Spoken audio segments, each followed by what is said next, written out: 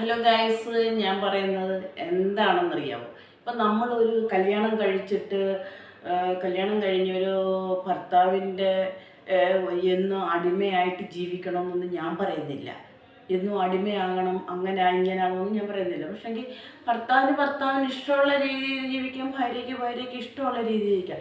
ഇത് രണ്ടുപേരും കൂടെ കമ്പയർ ചെയ്യുമ്പോൾ ചിലപ്പോൾ ഒരാളെ കൺട്രോൾ ചെയ്യുന്നതായിരിക്കും. ഒരിക്കലും ഒരാളെ കൺട്രോൾ ചെയ്ത് ജീവിക്കുകയേ ചെയ്യരുത്.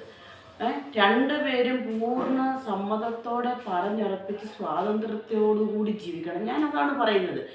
ഇതിപ്പം രാവിലെ എഴുന്നേൽക്കുക, കാല് തൊട്ട് തൊഴുക, എന്നിട്ട് രാവിലെ ഒന്ന് ചായ ഇടുക, ഇഡലി, ദോശ, പുട്ട് എന്തുവാന്ന് വെച്ചാൽ രാവിലെ ഉണ്ടാക്കുക, അതിനുള്ള കറി ഉണ്ടാക്കുക. അത് കഴിയുമ്പോൾ ഉച്ചക്കെട്ട ചോറ്, കറികൾ ഇതൊക്കെ ഉണ്ടാക്കുക എന്നൊക്കെ പറഞ്ഞു കഴിഞ്ഞാൽ അതൊക്കെ വലിയ ബുദ്ധിമുട്ടുള്ള കാര്യമാണ് ഇന്നത്തെ കാര്യത്തിൽ.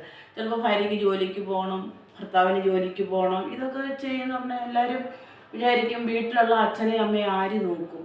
അപ്പോൾ അച്ഛനും അമ്മയും എന്തുവാ വിചാരിക്കുന്നത്, എനിക്കൊരു മരുമോൾ വന്നു കഴിഞ്ഞാൽ നാളെ അവൾ എന്നെ നോക്കും എന്നൊരു കാര്യമുണ്ട്. പക്ഷെ അതൊരിക്കലും വിചാരിക്കേണ്ട.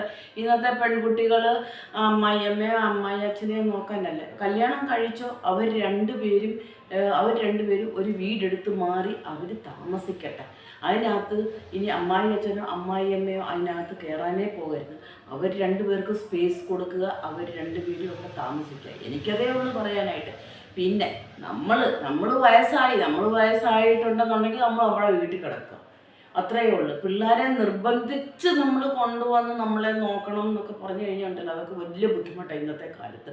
അവർക്കും കാണും ഒരു സ്വാതന്ത്ര്യവും. അവർ പഠിച്ച രീതിയല്ല, അവർ ആ പഠിത്തത്തിൻ്റെ രീതിയിലല്ല നമ്മൾ പോകുന്നത്.